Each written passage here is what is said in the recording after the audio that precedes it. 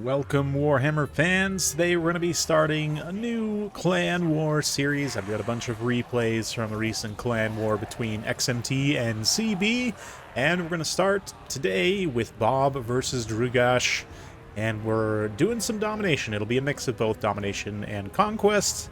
Yeah, should have some very fun stuff in store. Bob today taking the Vampire Coast, led by Silostra, hidden in the woods there, and then he's got a big mix of gun mobs, shotguns. He's got some bombers mixed in here as well. All the different gunnery mob variants, along with some deckhands, of course, in the Dread Column formation. Getting some Vanguard summons of some pistol mobs as well. On the opposite side, we've got Sorceress of Fire with a Blood-Racked Medusa, some Dark Riders making a nice Vanguard play there, and some Dark Shards with some Militia tier units. Bleak Swords, Dread Spears, nice and wide for the Dark Elves.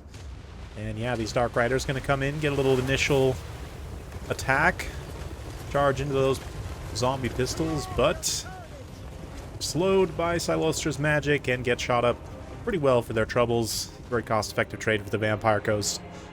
But let's see, we got some Harpies coming off this far side Vanguard here. Wow, must have flown all the way up and over. Very cool map here. Got this big elven fortress. Yeah, some waterfalls and just really spectacular visuals. But let's not get too caught up on that, as we've got this domination game going forward. Both players advancing slowly. We've got some Shade Wraith Gunners on the field. They're going to get attacked by Harpies, but Bob also bringing in some Night Terrors here. We've got a Burning Head in the back line that's going to be a big whiff. Does not make contact with any units of significance. And the Harpies also getting blasted pretty well by those shotguns. They're not able to make really good contact with any of the ranged units here so far. But the Medusa starting to get a little bit of poke. Silostra also poking the Medusa, which I guess is somewhat safe. The Medusa doesn't actually have magic attacks in melee, although the missile attack would do quite a bit.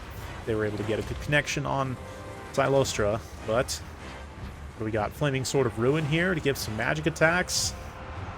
Ooh, Silostra is a little bit at risk here. Unfortunately, the scattershot crossbows aren't super accurate, shooting a small single entity, but still dangerous nonetheless. She's forced to pull back there. And the Dark Riders and Harpies attacking also just mostly ineffective, really not doing much to speak of. But let's see. We got the regular infantry, shields up, trudging towards combat slowly. Here we go, gonna make contact with these deckhands. Ooh, yeah, the Trade Wraith Gunners putting in some really nice work here. The bombs also come in and absolutely detonate this front line. Silostra taking some heat, though. Bound Doom Bolt, probably from these Doomfire Warlocks. And, yeah, looks like the Damned Knights Errant were summoned in the back line to try and knuck up some of these Dark Shards. Doing a decent job, but are quite vulnerable to the counterattack from the Doomfire Warlocks, so we're going to have to pull back and away. Bleak Swords moving in. Having taken massive leadership damage, and so far, Bob taking a pretty significant gold value lead. That being said, of course, Vampire Coast are notoriously tricky domination faction because they're so slow. Dark Elves do have the double control on the objective, so Bob needs to fight forward and be able to take this side objective here, which you do see the Scurvy Dogs moving in. And some zombies slowly making their way forward, moving up to occupy some space here. A little bit of Doom and Darkness, perhaps. Soulblight, actually, on the Damned Knights Errant. Still are able to tear out the Dark Shards, but taking massive damage from the Doomfire Warlocks. Summoned units should be off the field anyway relatively soon from their summon timer. But Scurvy Dogs not wanting to overcommit there. Trying to perhaps draw these Doomfire Warlocks out of position where they can get overwatched by pistols here. And the Morn Ghouls also moving in for a nice counterattack. Yeah, right now the dead gun line is surging. We see a really nice Burning Head, though. That's going to finish off these gunner mobs. Bombs, and do some really good damage to the handguns as well. But unfortunately for the Dark Elves, they are quite thin on the field right now. Bob more than doubling the units actually on the field, and a lot of those units for the Dark Elves are routed and shattering, so really having a hard time occupying space, but Bob slowly grinding forward. Just a massive value lead right now. Murderous Prowess going to pop off for the Dark Elves, and that will certainly help them Eventually get value lead back somewhat, but you gotta have units to be able to capitalize on it right now. And we do see some Witch Elves moving in. Relatively expensive summon. There's some more Dark Shards, or Dark Riders as well, coming off that back line. But Doomfire Warlocks being thrown in here. They'll do okay damage against the skeletons, but right now they're just being significantly outnumbered, blasted by bombs. Got Scurvy Dogs running around. It's quite a tough night for Doomfire Warlocks as they get routed away. Yeah, the Shade Wraith Gunner is able to stay safe here and just put in some pretty serious work. So far, up to 700 gold value and damage, and the leadership damage also is quite important, just to be able to break units very quickly. Bloodrack Medusa gets caught in a crossfire here. It's going to take some pretty massive damage. The Mournguls rushing into the back line here. Witch Elves making their way forward, but they are going to be quite vulnerable to getting blasted by bombs. So let's see. Bob reacts in time. Oh yeah, it's going to be pretty brutal. Witch Elves lose about a quarter of their HP there. Immediately pop that Witch Brew and run on in. They should be able to grind through those units. I say grind, just mow through them more like those zombie units relatively easily. But a decent Burning Head here as well. Get some good contact as the Dark Riders are able to kind of swing up and around here. Apply some mobile pressure to the Vampire Coast. And Coast now does have a triple cap. See if the Dark Elves can really do anything to get back in this. Yeah, Doomfire Warlocks have a nice opportunity to charge these Shade Wraith Gunners in the back line here, kind of get a free get on them. But we do have some Sirens coming out as well. More deckhands. Yeah, the Dark Elves, unfortunately, just not really able to do enough damage to the overall army of Coast here. Shade Wraith Runners are going to get absolutely mown down by the Doomfire Warlocks unit that absolutely hard counters them. Will it be enough to actually cause them to crumble? It doesn't look like it.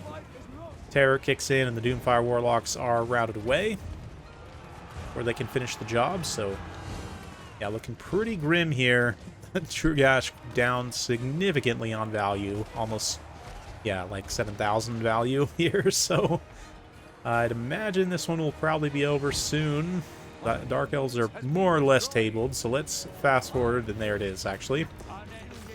Dark Elves throwing in the towel there, and Bob walking away with a decisive victory over the Dark Elves. I love the Dead Flag Fleet.